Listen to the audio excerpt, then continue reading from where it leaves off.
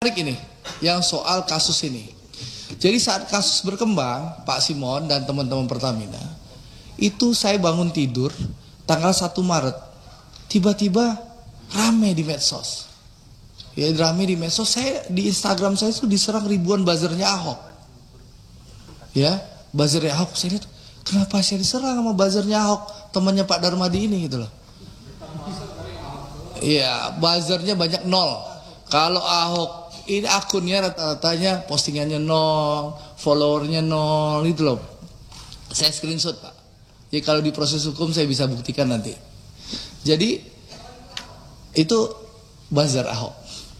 Nah itu menarik nih, ntar dulu. Menarik, saya kaget kan. Tanggal 1 kenapa? Oh saya lihat ternyata di TikTok rame. Pernyataan saya tanggal 15 Februari yang minta Presiden Jokowi untuk mengganti Ahok. 15 Februari 2020. Ya, saya sebagai anggota DPR Komisi 6 minta Pak Ahok diganti karena membuat kegaduhan di Pertamina. Supaya Pak Simon tahu, ya, 15 Februari 2020 saya bicara Ahok diganti. Itu Ahok itu baru 1 kali datang ke kilang Pertamina di Tuban, ya, di Tuban waktu mendampingi Presiden Jokowi datang ke Pertamina. Belum pernah ke kilang-kilang lain. Dan 15 September 2020 itu, ya, Ahok itu belum pernah ke unit hulu. Tanya Pak Kitiko nih, Pak Tiko 2020 jabatan Pak Tiko apa dulu Pak Tiko? Masih di Pertagas. Nih, PHE dulu Pak Taufik ini kan orang hulu. Pernah nggak Pak Ahok itu September 2020 waktu saya? Belum pernah kan? Kayak ini dulu belum. Jadi dia hanya banyak omon-omon Pak Darmadi. Ya, bahkan kenapa sih bilang kegaduhan? Sebentar Pak.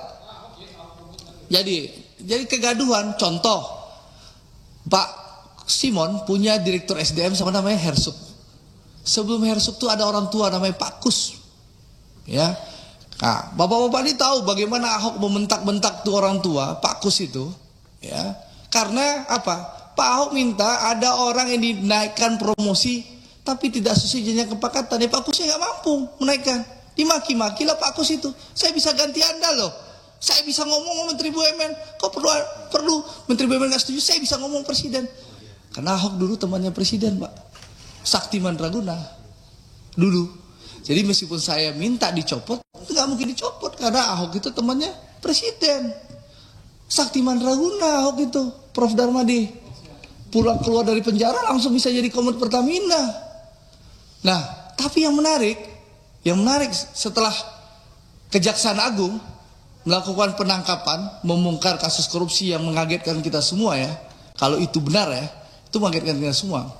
Saya berpikir malingnya si Sani itu main impor crude aja. Ya, saya nggak sangka kalau dia nyolong di RON juga. Ya.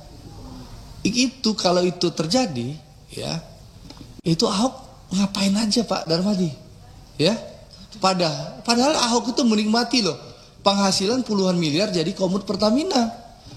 Jadi dia marah-marah ke Pak Alfian, maki-maki Pak Alfian di ruang rapat, itu ngapain aja, ya? Karena di Ahok itu komisaris utama 2019 sampai 2000 berapa sih terakhirnya? Dia alasannya kan nggak 2024. Bayangin Pak Darmadi puluhan miliar per tahun.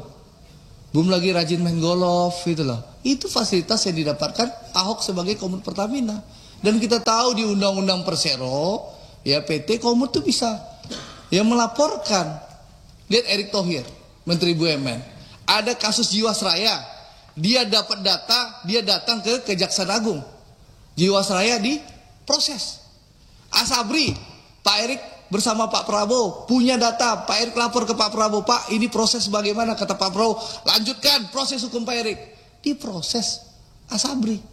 Ahok ngapain selain ngebacot, omon-omon, marah-marah, maki-maki bapak-bapak? Apa yang dilakukannya? Ada nggak dia bawa data ke aparat penegak hukum? Nggak ada kan? Ngapain dipanggil? Kita ngapain ngasih panggung orang yang sudah pensiun, nggak berbuat apa-apa? Lalu sekarang setelah Kejaksaan Agung melakukan penegakan hukum, dia mau jadi pahlawan kesiangan. Ya, ini kan pahlawan kesiangan. Untuk apa? Kalau dia punya data, harusnya dia jadi komut, dia bawa datanya ke Kejaksaan Agung, ke KPK atau ke kepolisian. Itu baru kerja pengawasan. Kalau sekarang setelah Jaksa Agung di era Prabowo melakukan penangkapan, lalu dia ngebacot. Oh, kalau saya bisa, saya punya data. Lu ngapain aja lu bro selama ini gitu loh. Ini kan orang sudah pensiun, gak punya panggung politik, memanfaatkan kehebatan Kejaksaan Agung di era Prabowo untuk numpang tenar kembali supaya populer lagi. Gitu loh Pak Fadli. Ini gaya politisi numpang tenar pansos terhadap kemampuan kinerja Jaksa Agung di bawah era Prabowo Subianto sebagai presiden. Gitu loh. Jadi ini saya ingin menegaskan kepada buzzer-buzzer Ahok ya, menurut saya sudah mengganggu sekali. Ribuan akun nggak bodoh, nggak jelas menyerang saya di tanggal 1, 2, 3 Maret. Ya setelah itu selesai dia serang Erick Thohir dan Boy Thohir habis itu. Ya, saya 3-4 hari lah Prof. Lumayan, menurut saya mengganggu karena berita daur ulang 15 September 2020. Nah, di sini saya menggunakan hak saya menjawab itu. Karena saya pergi umroh Prof waktu itu. Jadi saya nggak bisa menjawab dan saya ingin menjawab di depan direksi Pertamina. Ya, karena saya tahu bahwa Bapak kan tahu banyak omong-omong aja, ngebacot aja. Sekarang setelah Jaksa Agung melakukan penegakan hukum, ya di bawah eranya Prabowo, siapa saja yang melanggar hukum, yang korupsi disikat zaman Pak Prabowo, baru dia pura-pura muncul sebagai pahlawan kesiangan. Dan alhamdulillah jejak digitalnya banyak. Ngaku nggak pernah jadi ditawarkan diri, ternyata pernah ditawarkan diri oleh Pak Jokowi. Ini banyak kebohongan-kebohongan. Jadi saya minta teman-teman, mari kita rasional. Ya, itu hak teman-teman mau ngundang Ahok, silahkan. Tapi ya ngapain kita kasih panggung? Serahkan kepada aparat penegak hukum, Kejaksaan Agung yang sudah bekerja luar biasa, gitu loh.